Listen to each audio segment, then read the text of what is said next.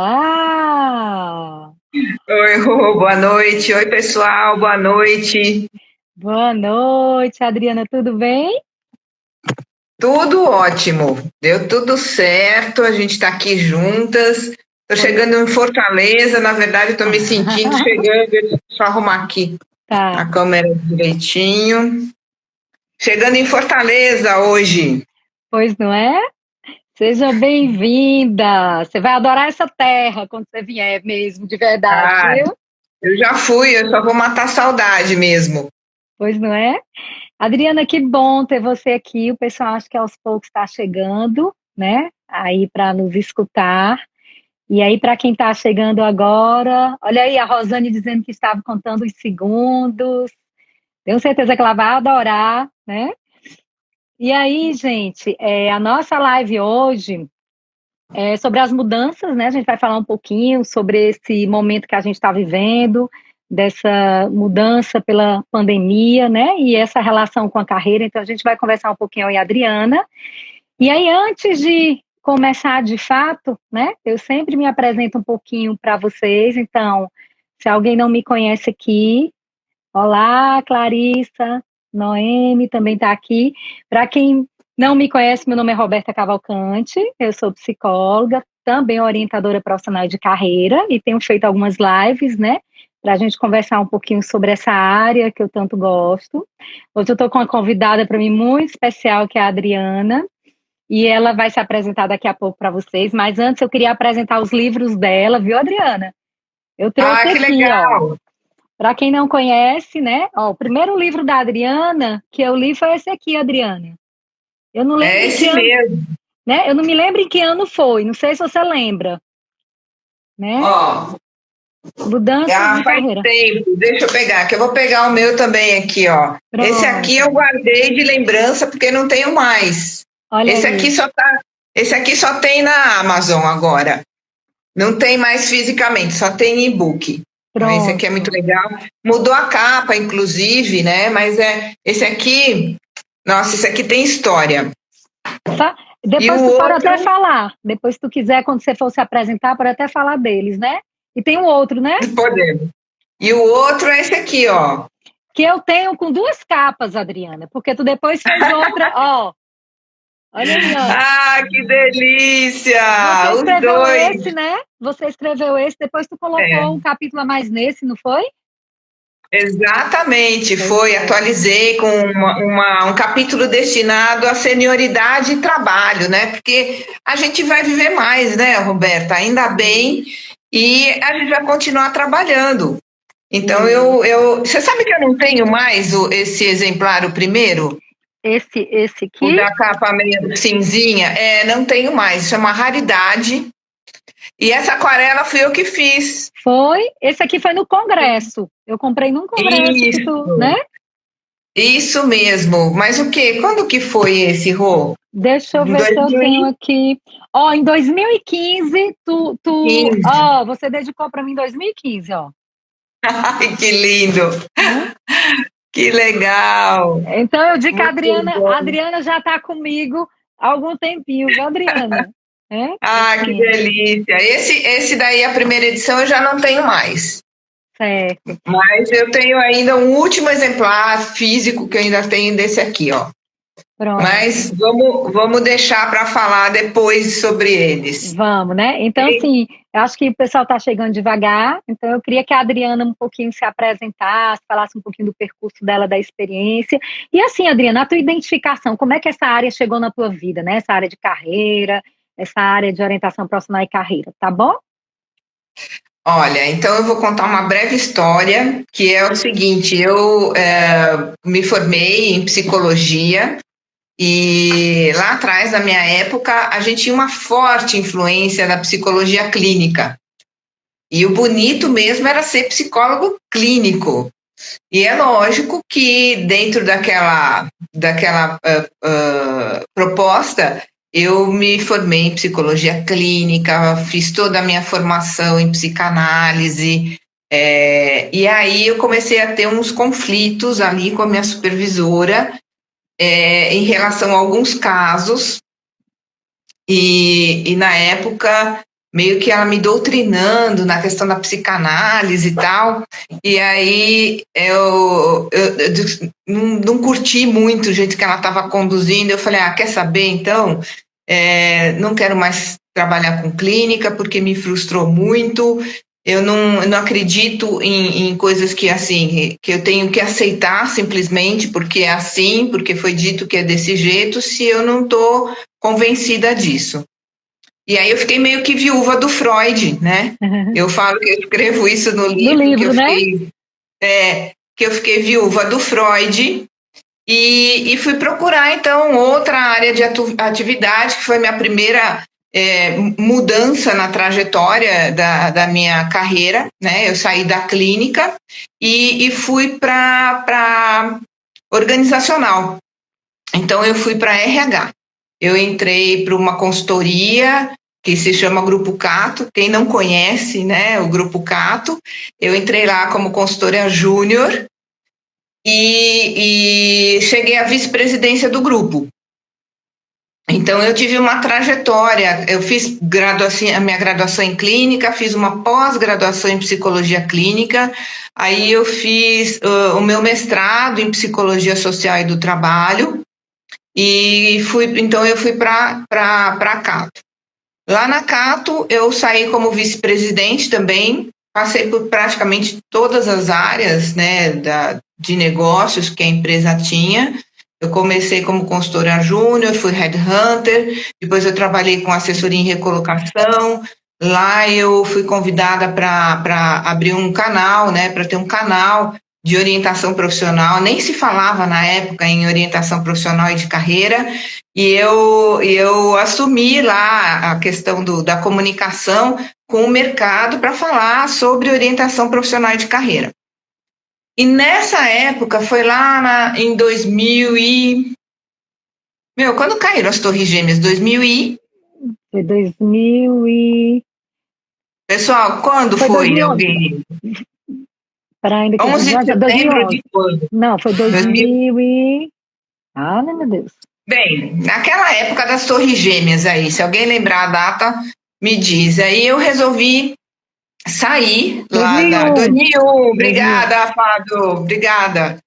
Em 2001, não foi 2011 não, é 2001. E aí eu saí lá da Cato, né, porque deu para mim, eu não queria mais cuidar tanto de negócios, porque essa trajetória de mercado foi me levando para uma área de negócios, né? Então eu era menos psicóloga e mais área de negócios, né? Eu estava cuidando de desenvolvimento de novos mercados, de franquias, e quando como eu trabalhei por muito tempo como headhunter, a gente vai entendendo a questão do mercado em si, né? Como o mercado funciona, a questão das exigências. Eu estava sempre com um nível alto dentro dos contratos, porque ninguém contrata um headhunter fácil. Assim, depois que o RH já tentou de tudo, já não deu certo, que a gente fala assim, bom, agora eu vou contratar um headhunter, né? Eu brincava com meus clientes, que eu falava o seguinte, você entra na sala do cliente e toca aquela música de Missão Impossível no fundo, né? Tan, tan, tan, tan, tan, tan. Por quê? Porque ele já tentou de tudo e porque é caro contratar um headhunter, né? E as pessoas fazem confusão, que o headhunter é uma pessoa que vai ajudar o candidato. Não, o headhunter é o cara que ajuda a empresa. Bom, muito bem. Aí eu saí, então, do Grupo Cato, e nessa época foi bastante difícil para mim, porque eu queria entender, no final das contas, esse primeiro livro, viu, Rô? Esse aqui, ele é o resultado da minha dissertação de mestrado. Eu ia te perguntar isso, porque eu me lembro quando eu li, né? E aí eu queria entender por que pessoas aparentemente bem-sucedidas, né, que era exatamente o meu caso, o objeto de estudo era eu mesmo, por que pessoas aparentemente... Oh, Lívia, querida, minha sobrinha linda, que também trabalha com orientação de carreira. Eu queria entender por que pessoas aparentemente bem-sucedidas, elas queriam mudar de carreira. né? Porque, assim, socialmente era bem visto, ninguém entende por que alguém que está na vice-presidência de um grupo resolve sair, né? Sair sem nada em vista ainda. Eu não tinha nada em vista, porque eu sempre oriento o cliente, olha, a melhor condição de você sair é você ter alguma coisa já engatilhada. Não saia sem ter alguma coisa na mão. E eu fiz exatamente o oposto do que eu costumo orientar. Aí saí e eu fui estudar, né? Quis entender, então, o que estava acontecendo, e aí deu origem a esse livro, que foi Mudança de Carreira e Transformação da Identidade, e que embasou já, né, toda a minha metodologia de trabalho, e foi um sofrimento, viu, Rô? Porque eu fiz esse meu mestrado em um ano. Geralmente as pessoas fazem o mestrado em 1 ano e meio, 2, mas eu acabei fazendo em 1 ano, porque queria tirar da frente, queria entender naquela sede assim de resolver as questões internamente. E aí eu conheci o pessoal da ABOP, né, o pessoal da Associação Brasileira de Orientadores Profissionais, e me senti super bem nesse grupo. E eu apresentei o meu trabalho para algumas pessoas lá. Eu não me lembro hoje exatamente quem. Não sei se foi a Marilu, não sei se foi a Rosane.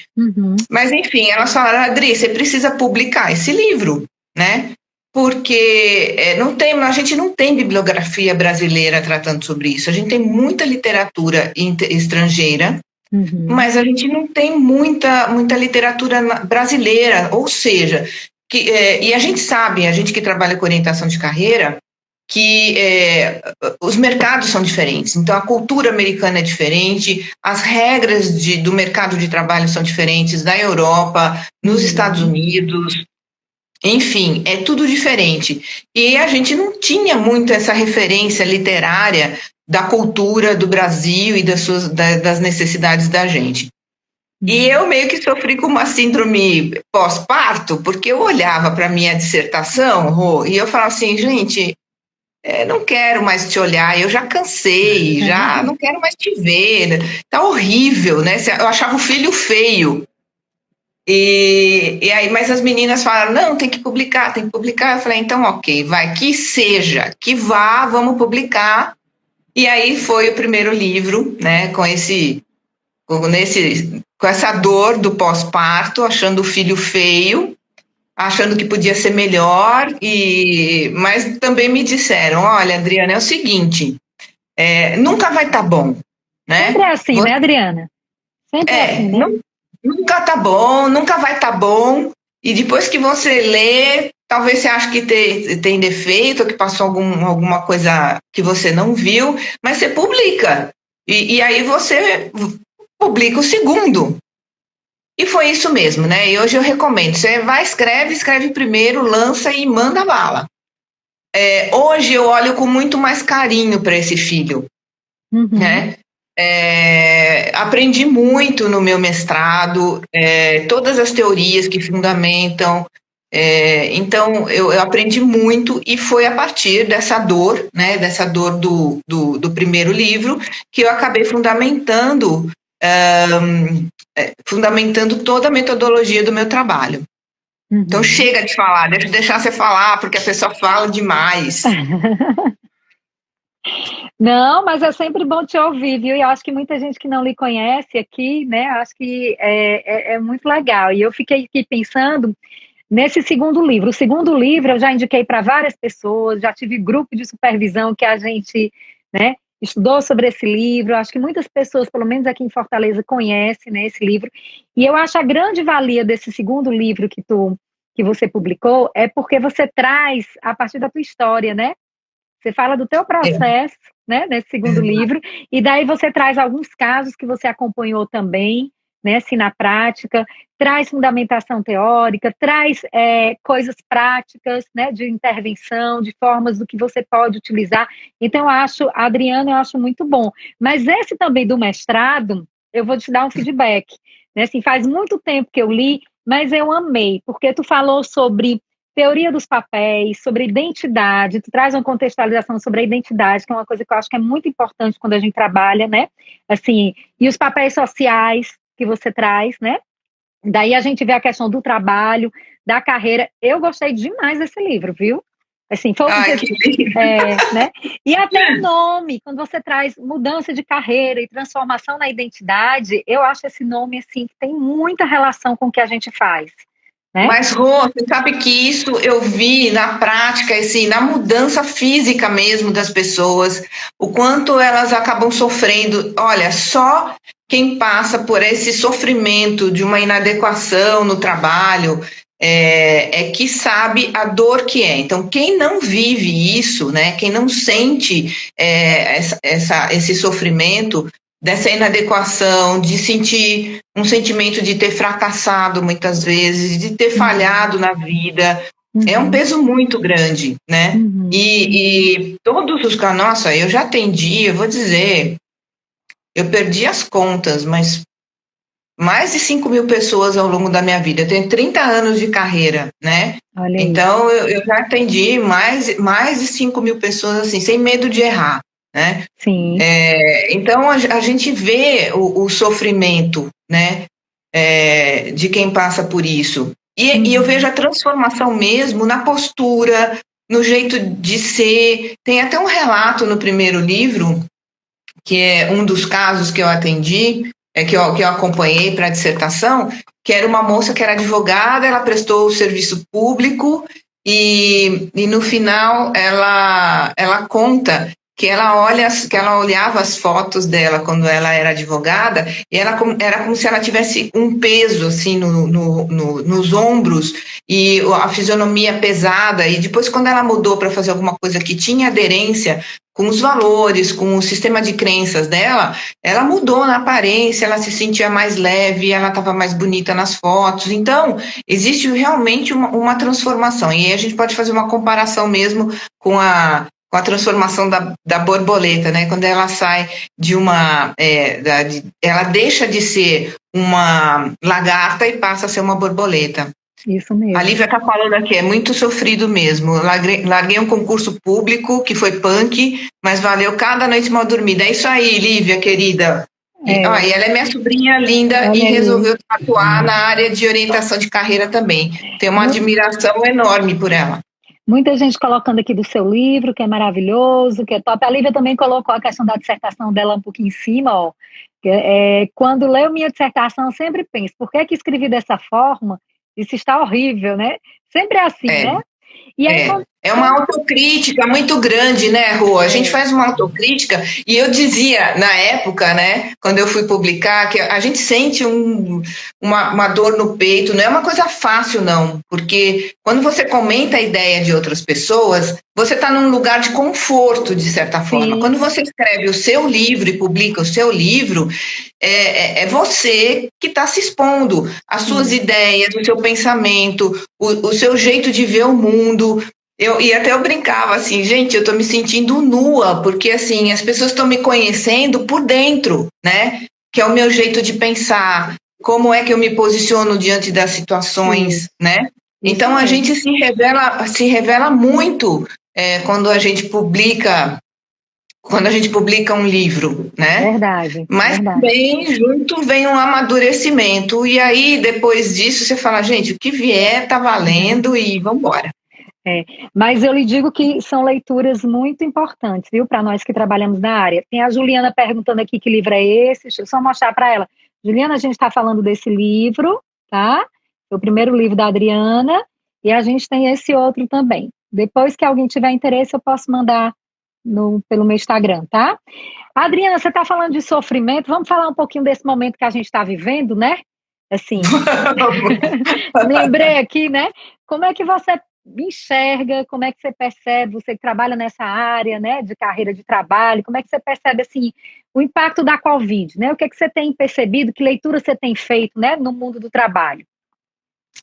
Rô, ontem eu não assisto mais televisão, né? Mas eu escuto muito Spotify, enfim, eu tenho as minhas escutas preferidas.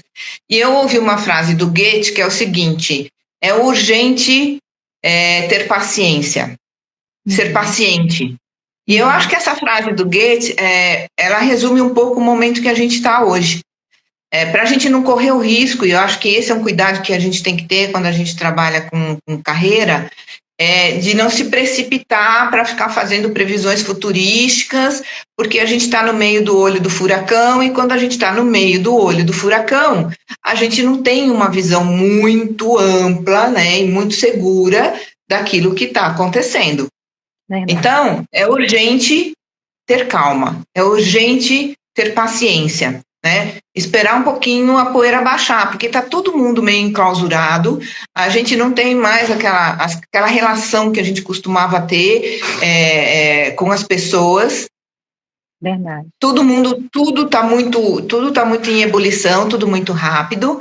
Então eu vejo que assim, algumas tendências, né, no mundo do trabalho, como por exemplo as tendências digitais, é óbvio, isso é óbvio, não é uma tendência, isso é uma constatação. Isso veio para ficar. Estamos nós aqui hoje com essa tecnologia e bombando de lives, né? Agora é live para todo lado, você fica se sentindo até culpada que não dá para assistir tudo que você gostaria de assistir. E a minha dica é o seguinte: não se sinta culpada, porque não dá para a gente fazer tudo ao mesmo tempo e a gente precisa ter um tempo para relaxar. Eu tenho trabalhado tanto nessa pandemia que eu falo, cruz credo, não vejo a hora de chegar ao final de semana, porque a gente está trabalhando até 10 horas da noite, né? Verdade. E eu acho que esse é um cuidado que a gente tem que ter quando o mundo do trabalho invade o espaço da vida pessoal. Então, a gente tem que ter um equilíbrio, né, maior e uma sabedoria maior para a gente poder equilibrar bem o tempo de trabalho e tempo de não trabalho. E isso está nas nossas mãos hoje, né? Porque antigamente você tinha horário de entrada e saída do trabalho, né? Mais ou menos assim, e aí chegava às 6 horas da tarde e tal, você ia embora do seu trabalho. Hoje o trabalho está junto da tua vida, então vai exigir muito mais de você e das pessoas em geral uma capacidade maior para a gestão do tempo e para a autogestão. Verdade. Eu concordo plenamente com você, isso não é fácil não, viu? Eu posso até dizer que eu fiquei pensando aqui, esses desafios, né, que nós estamos enfrentando, e acho que um dos grandes desafios também é esse aí, quando você coloca, né, essa autogestão, que começa também com a autogestão do tempo, né? Muito. E eu fico até pensando, muitas vezes eu me questiono com isso, sabe, Adriana? Até porque eu gosto muito do que eu faço. E se a gente gosta do que a gente faz, a gente tem que ter muito cuidado com isso, né? Assim, porque quando a gente vê, a gente com essa vontade de ajudar, de contribuir, de fazer, a gente ultrapassa muitas vezes, né, horários que a gente precisa ter cuidado, né? Nesse momento do trabalho remoto, né? A gente percebe muito isso. Exato. E aí eu fico pensando assim, como é que você enxerga as novas relações, né, com esse mundo do trabalho? Eu acho que a gente esbarra nessa questão, né, Rô? Eu acho que a gente tem que buscar equilíbrio cada vez mais e buscar também um trabalho que seja significativo. Eu acho que esse é o ponto de quebra aí e que as pessoas procuram e que às vezes elas têm dificuldade de encontrar por conta de falta de autoconhecimento, né? Então, a gente tem uma relação boa com o trabalho, eu falo que a gente que gosta daquilo que faz, a gente sente prazer e a gente tem que tomar cuidado só para não extrapolar demais, porque eu também adoro o que eu faço, eu tenho muita satisfação e aí a gente tem que colocar os próprios limites. E acho que as pessoas têm que buscar entender o que faz sentido para elas profissionalmente. Eu tenho recebido alguns clientes atualmente que estão revendo, por conta da pandemia, justamente, essa relação de valor no trabalho e com o trabalho, né? Quer dizer, o que eu estou fazendo aqui? Por que esse trabalho me traz sentido ou não? E outros clientes buscando, por exemplo, se sentindo muito inseguros. Por quê? Porque essa mudança veio em doses cavalares, né? Verdade. Era uma coisa que todo mundo dizia, vai acontecer, vai acontecer, vai acontecer, mas de fato mesmo, desse jeito que a gente está vivendo hoje, não ia acontecer. Ia acontecendo paulatinamente. Talvez a gente tenha ganho aí com a pandemia, mais ou menos 5 anos da vida, né? Matias, querido, meu ex-aluno e meu ex-cliente, querido. Então, talvez essa pandemia tenha acelerado em mais ou menos 5 anos o que a gente veria, né?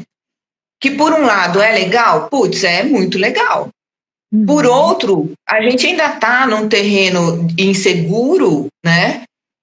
Meio movediço, assim, porque efetivamente a gente não consegue absorver tanta tecnologia, tanta mudança na rotina, né? Porque as rotinas, elas são estruturantes da vida. As nossas rotinas são estruturantes, né? E elas colocam uma certa disciplina na nossa vida. Verinha, querida. E aí, quando a gente perde essas rotinas que são estruturantes, a gente se sente meio perdido mesmo, né? Perdido no dia a dia dos trabalhos, perdido na nossa orientação. Eu mesma estou me sentindo perdida no tempo. Eu falei, porque quando a gente fala assim, na semana passada eu tive uma reunião, meio que o teu cérebro ele funciona meio localizando, né, fisicamente. Quando a gente fica trabalhando o tempo inteiro aqui em casa, no mesmo lugar, você perde um pouco a referência de quando foi, quando que você encontrou, quando que você conversou. Então, às vezes eu me sinto um pouco perdida, inclusive temporalmente. Eu não sei se é segunda, se é terça, inclusive... Né? Eu postei ontem aqui no Instagram, falando, gente, hoje à noite vai ter live com a Roberta e tal. A Roberta me liga e fala, Adri, se liga, amanhã, na quinta-feira. Eu falei, caraca, deixa eu mudar lá. Eu falei, amanhã. Porque eu às vezes me perco, assim, sabe? Nessa questão temporal. Mas é verdade, né? Vocês estão sentindo isso também? Olha, a Cida falou que é verdade. Obrigada, Cida. Tem uma questão aqui que eu achei interessante de trazer para você, né? Assim, a Samantha coloca assim, penso que com o grande número de pessoas que estão ficando desempregadas, haverão impactos na forma como as pessoas pensam suas carreiras, né? Você que trabalha, né, muito nessa área, né, da carreira, o que é que você tem percebido? Você disse que tem tido uma demanda grande de trabalho, né? Assim, como é que tu tem percebido essa questão, né, dessas mudanças? Olha, eu estou vendo que essa mudança, né, do home office, que é muito possível para muita gente, agradou, né? Então, tem pessoas que se adaptaram muitíssimo bem a essa rotina de casa. Inclusive, você vê como reflexo disso, porque a gente, quando trabalha em orientação de carreira, a gente tem que ter uma visão macro, né? Macroeconômica, inclusive. Não dá para pensar em psicologia sem ter uma visão mínima de macroeconomia. Eu não estou pedindo para você ser uma super economista, mas você tem que ter visão de mercado, entender as cadeias produtivas, né? Entender como é que funcionam algumas organizações.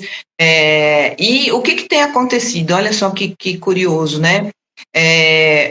O fato das pessoas estarem trabalhando em casa e estar dando muito certo fez com que aumentasse a procura por imóveis no interior e no litoral. Olha aí. Ou seja, como eu posso trabalhar de qualquer lugar, eu vou procurar um lugar que eu tenha uma percepção maior de qualidade de vida. Entendeu? Então, esse movimento, né, certamente vai fazer com que muitas pessoas continuem trabalhando em casa.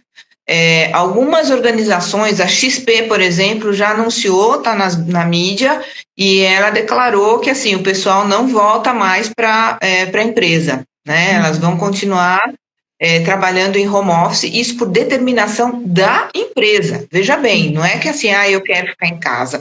A empresa falou, povo, vocês não voltam mais. Vocês podem ficar por aí, em qualquer lugar, porque vocês não voltam mais trabalhar aqui. Então, isso vai gerar mudanças na relação de trabalho com o trabalho, vai gerar mudanças no mercado de trabalho mesmo. Então, empresas que viviam dessa relação de aluguéis, por exemplo, de escritório, que deu um boom, né? Alguns anos atrás, deu um boom. James, querido, um beijo para você. Isso vai mudar. Por quê? Porque as pessoas vão trabalhar em casa. Elas vão trabalhar em casa. E isso vai impactar? Sim, vai impactar muito, vai impactar nas políticas de recursos humanos, vai impactar na questão dos limites que você tem que ter na própria gestão do seu trabalho com o trabalho, e vai impactar o mercado de uma forma muito grande. Então, alguns negócios vão ter que se reinventar também. Verdade. Tem uma pergunta aqui que eu achei, assim, bem legal, não é nem a pergunta, não, é um comentário, que eu lido muito com isso, assim. A Valência colocou assim, ó, estou passando por esse movimento agora, numa carreira que não me faz feliz e tive a oportunidade de repensar por causa da pandemia. Tem chegado a mim, Adriana, algumas pessoas, né, que esse momento de pandemia estão levando a pensar o que é que dá sentido à vida delas. E essa história do sentido perpassa pelo trabalho. É esse trabalho que eu quero mesmo, né? É esse trabalho que me dá o significado que para mim é importante, né? Então, assim, você tem percebido isso também? Aqui na minha realidade tem chegado pessoas dessa forma. Para mim também, e muitos jovens, acho, mais os jovens talvez estejam sentindo isso, porque eu acho que assim, a gente que tem um pouco mais de experiência, a gente já passou por outras crises, nunca nenhuma igual a essa, né? Eu acho que essa questão do isolamento social, ela impacta profundamente, muito mais do que outras crises.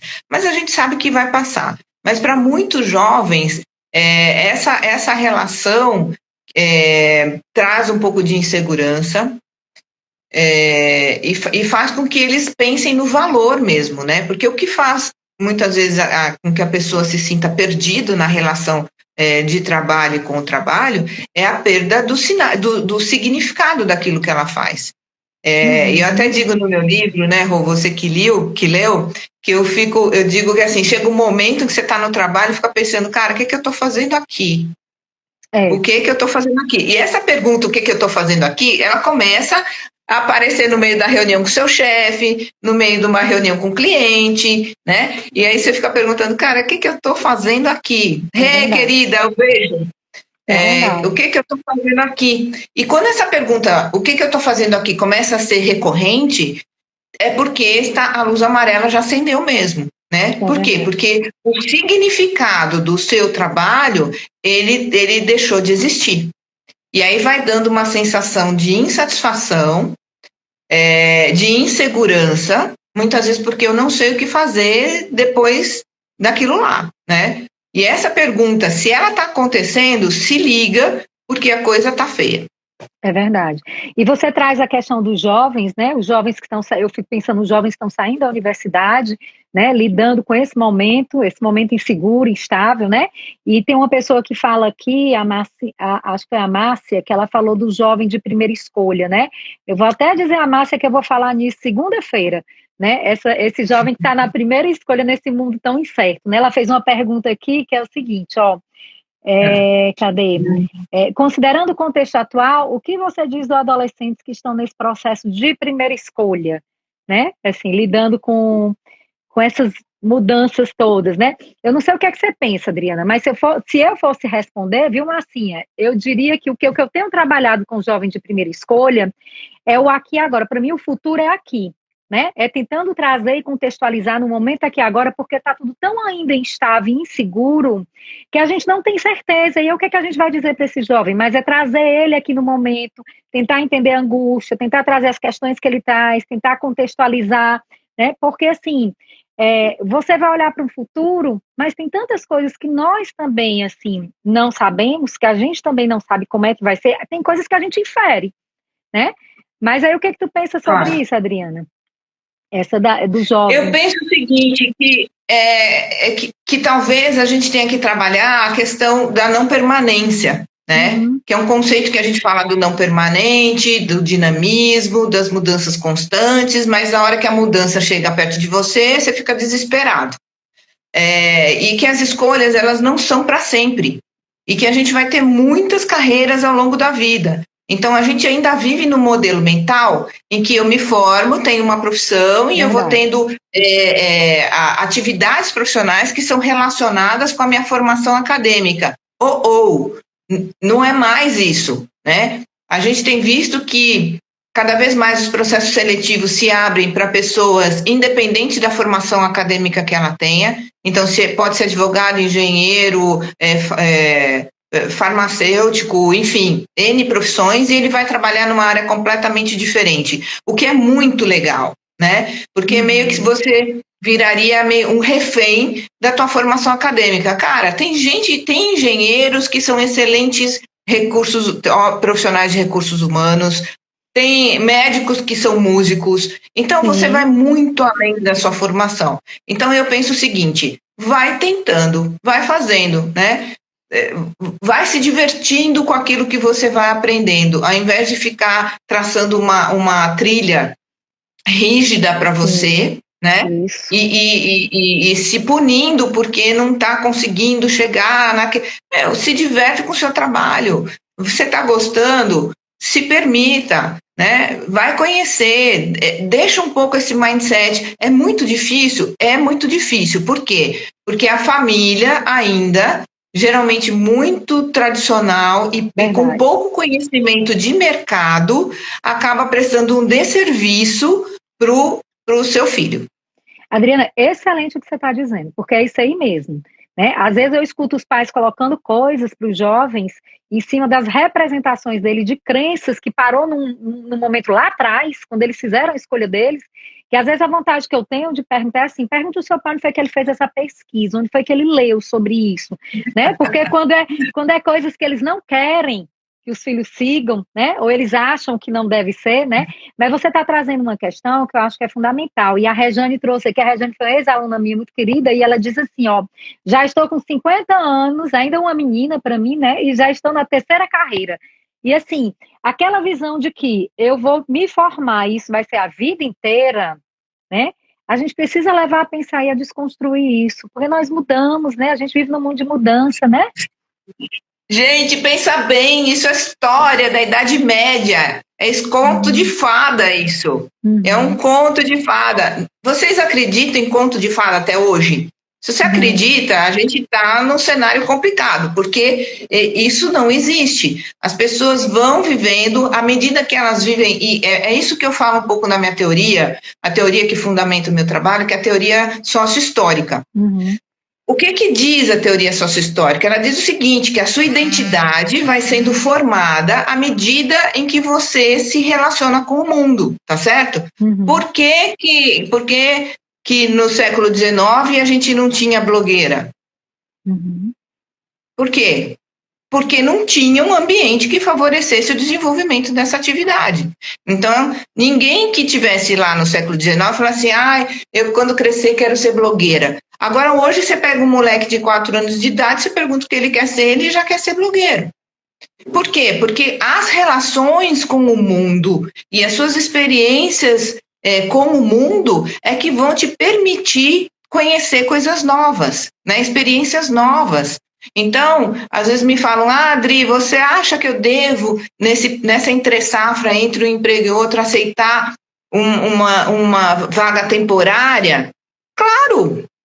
Se a gente está no mercado em crise, as perspectivas da área que você tem de atuação inicialmente, elas não são muito favoráveis. Alguém te convida para trabalhar numa atividade temporária, você tem a possibilidade de descobrir coisas novas nessa experiência. E até de reavaliar se as experiências que você teve anteriormente são tão legais, né? Recentemente eu atendi uma pessoa que trabalhou, uma excelente profissional, trabalhou num segmento específico lá, financeiro. E ela falou assim, quero continuar no financeiro. Eu falei, mas a oportunidade que você tem é de abrir um pouco a sua visão de mercado e conhecer outras áreas, porque você vai cristalizar num segmento porque você entrou nele e foi consequentemente sendo chamado para o mesmo segmento, quando na verdade você pode escolher outro segmento para trabalhar. Verdade. Mas, às vezes eu falo isso e a pessoa me olha com aquela cara de, nossa, como é que eu não pensei nisso antes, né? Por quê? Porque a gente precisa ajudar os nossos orientandos a perceber que o mundo é muito maior e descobrir que existem outras possibilidades, outras alternativas e que muitas vezes ele não consegue ver. Né? Talvez justamente porque eu falo que existem dois pilares muito importantes quando a gente pensa em orientação de carreira e em gestão da carreira. A primeira delas, fundamental, autoconhecimento. Você não tem autoconhecimento de graça. Você tem autoconhecimento vivendo, experimentando, errando, se frustrando, tendo alegrias, decepções, questionamentos, e você vai se conhecendo. Ninguém vai te dar autoconhecimento. Se você não viver, você não o terá. Se você ficar na sua bolha, né, sozinho, você não vai ter autoconhecimento. Ou você vai ter um autoconhecimento parcial, né? E a segunda, né, desse pilar é conhecimento de mercado. Então, é fundamental que uma profissional de orientação de carreira se interesse por mercado de trabalho, se interesse por entender como funcionam as empresas, se interessem pela economia, minimamente, entender como é que o mercado funciona, né? Entender as cadeias produtivas, entender que uma pessoa que de repente está no meio de uma cadeia produtiva, aquela experiência dela pode ser útil para diversas outras cadeias produtivas e ela não está conseguindo perceber isso, né? Então, o psicólogo que atua com orientação de carreira, ele tem que ter um conhecimento muito maior de mercado do que um profissional que trabalha com psicologia clínica e que às vezes recebe um profissional com dúvidas sobre carreira e tal, e ele não tem esse conhecimento também. Você concorda, Rô? Concordo plenamente com o que você está colocando. E assim, eu acho isso fundamental. Quando a gente trabalha nessa área, a gente sente a necessidade você sente a necessidade de ampliar o teu foco, de conhecer mais, né? Assim, concordo plenamente com o que você está colocando. E às vezes eu fico muito preocupada por ser uma pessoa que forma pessoas, né? Eu fico muito preocupada porque pessoas muitas vezes estão atuando no consultório, com orientação de carreira ou com orientação profissional, né? Mais diversas faixas etárias, e às vezes as pessoas não percebem do quanto a gente precisa buscar alguns conhecimentos relacionados ao mundo do trabalho, que eu acho que é fundamental. Quem vem de uma experiência como você, de gestão, né, assim, de uma experiência com essa área organizacional, que passou por essa área, a gente sabe que os profissionais de psicologia que trabalham nessa área lidam muito com isso. Então, eu digo que eles já trazem um ganho grande quando eles vêm trabalhar nessa área, porque eles já estão estudando sobre isso, buscando.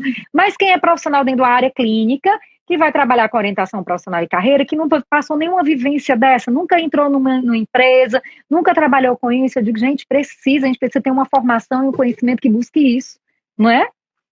Você sabe que quando eu estava fazendo o meu mestrado, só tinham psicólogos clínicos lá e tal, e eu comecei a falar sobre retorno sobre investimento. Então, eu estava falando sobre retorno sobre investimento, e falando quanto ela estava investindo, quanto ela ia recuperar e tal, quanto tempo ia levar para ela recuperar o investimento que ela estava fazendo. E aí o pessoal brincava comigo, não é possível que você seja psicóloga, nenhuma psicóloga faz cálculo sobre retorno de investimento. E eu falei assim, não, mas acontece que eu sou uma pessoa de negócios, de business, né? Depois que eu saí da clínica, eu entrei no negócio de business. Eu fazia negócio, era contrato, era performance, entrega, enfim, é um mundo onde o resultado é muito tangível, né? Para você ter uma ideia, quando eu estava headhunter, a gente tinha 15 dias úteis para entregar os candidatos. Então, é produtividade, você tem que entregar o resultado para a empresa. E aí você faz dinâmica de grupo, faz avaliação do candidato em várias esferas e tal, para você entregar o melhor candidato. Para isso que ele te paga 30% do salário anual daquele executivo. Um executivo que ganha 60, 70 mil reais por ano, você ganha 30% do salário dele. Né? Era essa a remuneração. Então, assim, é muita grana. E então, se eles estão te pagando muita grana, é porque você tem que entregar um trabalho de muita qualidade para justificar. Então, a gente sai, né, de um mindset do pensamento etéreo, daquela coisa da psicanálise, que vai entender a infância e vai ficar fazendo conjecturas, que de repente funciona para muita gente, obviamente, não desacredito, muito pelo contrário. Mas, quando você trabalha com orientação de carreira e você olha para o mercado, entende como o mercado funciona, você não pode sonegar esse tipo de informação para o seu cliente. Né? Ele tem que saber disso, ele sabe disso. Então, e ele não quer errar também. Então, cai uma super responsabilidade. Eu me lembro de uma palestra que eu fui dar uma certa vez, e aí uma pessoa falou assim, olha, eu tenho uma dúvida, eu tenho 18 anos e não quero errar na minha vida profissional. Ah, que legal. E aí logo em seguida levantou uma pessoa assim, olha, eu tenho 50 anos e não quero errar na minha escolha profissional. Resumindo, ninguém quer errar na escolha profissional. Né? Ninguém procura a gente e fala assim, se eu errar na minha escolha profissional, eu fico bem. Não, ninguém. Né? Eles procuram a gente justamente porque ninguém quer errar. Verdade. Só que, por outro lado, se a gente considerar erro, isso vai ficar um fardo. Se a gente considerar como experiência, isso vai somar para que a tua próxima escolha, o próximo passo, seja muito mais seguro, que você seja muito mais confiante em relação à escolha que você vai fazer. Verdade. Né? E a gente precisa levar eles a pensar sobre isso, né, Adriana? Essa questão do erro, do acerto, né? O que é isso, né? Eu acho até o jovem e reorientação, eu lido muito com isso. Quem fez uma escolha e percebeu que não é, né? Ou está mudando, né? Assim, eu lido muito com isso. Eu queria te perguntar assim, eu sei que estão escutando muito a gente, pessoas que trabalham na área, né? De orientação profissional e carreira. E aí eu queria falar um pouquinho e te perguntar assim, que habilidades, né? Você acha que para nós, profissionais da área de carreira, esse momento é interessante que a gente esteja aberto, que a gente possa desenvolver? Você falou da tecnologia, né? Mas assim, o que é que você pode colocar para nós? O que é que você enxerga? Olha, eu acho que é o seguinte, eu sugiro, né, que a gente que trabalha com orientação de carreira, a gente esteja muito atento ao mercado de trabalho como um todo.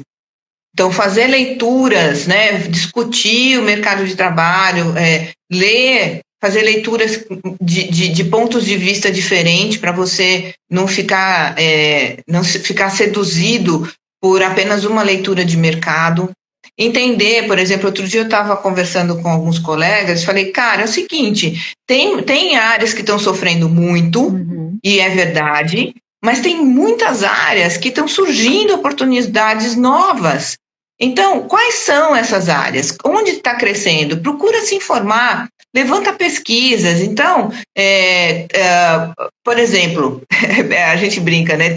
Em época de crise é sempre assim. Eu já passei por um monte de crise, Rô. Você não passou por um monte de crise? Já. A gente já passou por um monte de crise. Eu, com 55 anos, já passei por um monte de crise. Então, a minha dica é o seguinte: sempre tem os que choram e os que vendem lenço. Eu adoro essa frase, adoro.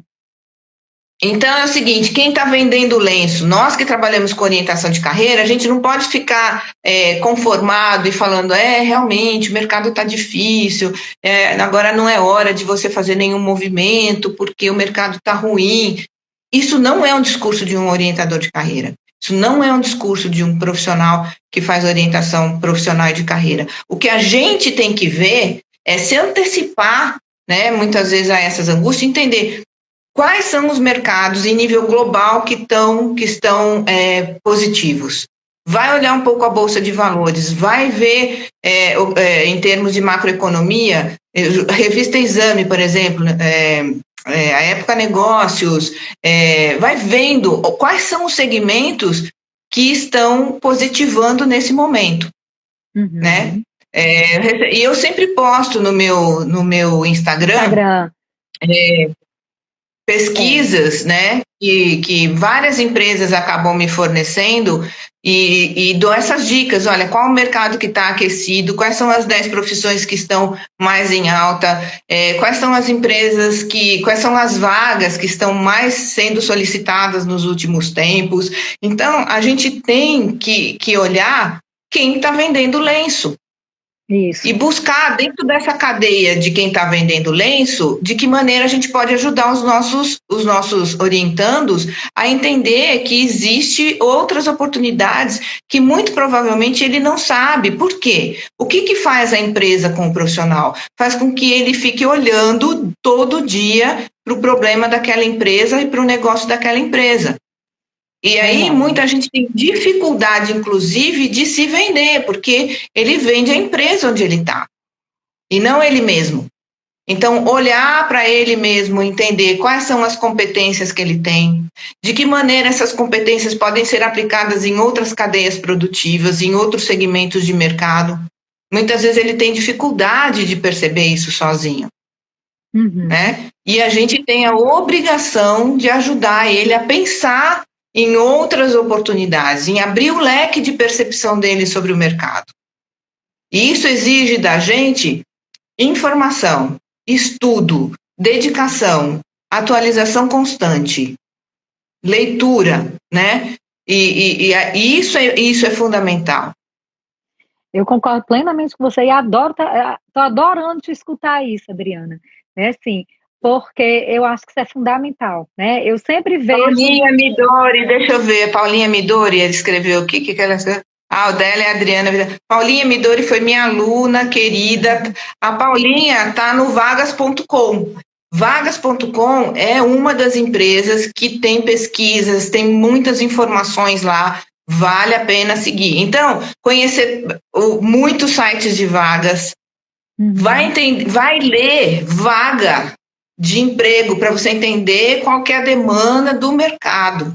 Você não gosta de ler vaga de emprego? Vai no LinkedIn, vai ter que aprender a ler vaga de emprego. Entender quais são as demandas, quais são as palavras-chave que o mercado está exigindo. Entendeu? E no teu Instagram, você colocou aí, Adriana, até colocaram aqui o teu Instagram, né? Eu sempre vejo coisas que realmente você posta, né? Tanto de leitura, como de vídeo, né? Como às vezes alguma coisa que você compartilha. Eu sempre estou atenta, assim, porque eu sei que você tem essa prática, né? De colocar isso. E realmente, assim, eu acho que essa questão da atualização, a gente está num mundo que modifica o tempo inteiro, né? As mudanças cada vez mais aceleradas, então é impossível a gente não acompanhar e não estar atento a isso. Eu acho que o que às vezes a gente precisa aprender a lidar é com a nossa ansiedade. Eu vejo muitas pessoas ansiosas, né, frente a algumas coisas, e aí você trouxe a questão da paciência, que às vezes a gente precisa ter, né, até porque amadurecimento requer tempo, então tem coisas que eu acho que para mudança, para tomada de decisão, a gente precisa entender e compreender algumas coisas, né? Daí a estratégia que você colocou, eu gostei muito, né? Que você trouxe uma questão do autoconhecimento, que a gente trabalha muito com isso, né, Adriana? Então eu penso que esses temas que você tem trazido aqui, e aí quando você fala da questão do estudo, da atualização, eu acho isso assim fundamental, né? Amanda Coutinho, um beijo, minha linda. Eu estou vendo que nós temos 4 minutos aqui. Aí Nossa, que rápido. Rápido demais, né? Nos 4 minutos restantes, eu queria, assim, aproveitar e dizer, assim, o que é que você gostaria de dizer a mais, né, para as pessoas que estão te escutando.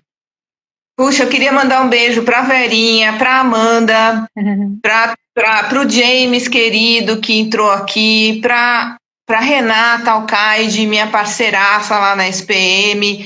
Quero convidar todos, então, para seguir a gente no meu Instagram, no que é o adriana.videcarreira. Rô, agradecer muito a oportunidade da gente conversar sobre orientação de carreira para pessoas que trabalham com orientação de carreira. E, bem, e me colocar à disposição, caso você queira e o pessoal queira também, a gente pode fazer mais um encontro como esse aqui, para a gente trocar mais ideias. Coisa boa, que bom. Da minha parte, a gente já está acordada aqui, viu, Adriana? Mas eu tenho certeza Lucas Cortes, querido, um beijo. Nossa, que vontade de beijar todo mundo. James, ai, meu lindo James, querido. Quem mais? Quem está perguntando aqui, fica gravada no IGTV, tá? E depois eu coloco também no YouTube, eu também mando para você, viu, Adriana, o link, né? Depois eu mando para você de presente, né? Que aí você também pode postar onde você quiser, né? Tá e bom. Eu queria, assim, agradecer demais a Adriana. Gente, a Adriana, eu fui estudar o livro dela num grupo de supervisão, e a gente atrás desse livro esgotado, esse livro não tinha. Adriana, quantos livros você vai precisar? Né? E enviou o livro para a gente, de uma disponibilidade, assim, que eu só tenho que agradecer, né? Porque não é fácil, viu, Adriana? Eu lhe digo que, assim, muitas pessoas realmente, assim, não têm essa disponibilidade e essa acessibilidade que eu encontro em você. E eu sou uma pessoa que tem um amor muito grande a aprender. Então, escutar, buscar, aprender, acho que é o verbo mais forte na minha vida, é esse. Aprender é uma coisa que eu gosto muito, né?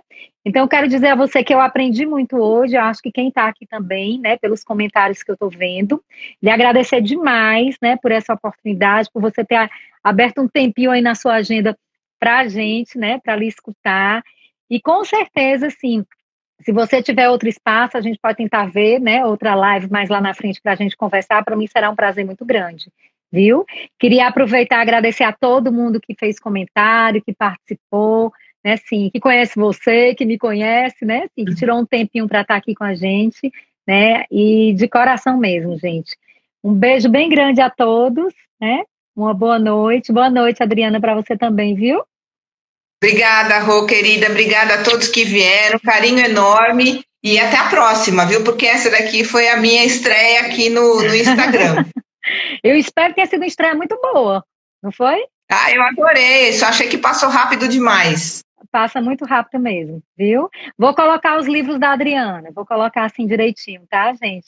Gente, muito obrigada. Tô vendo aqui, falta 1 minuto, a gente já tá terminando, tá? Um beijo bem Então, tá bom. grande. Beijo, Adriana. Obrigada, querida. Beijo, querida. Obrigada. Nada.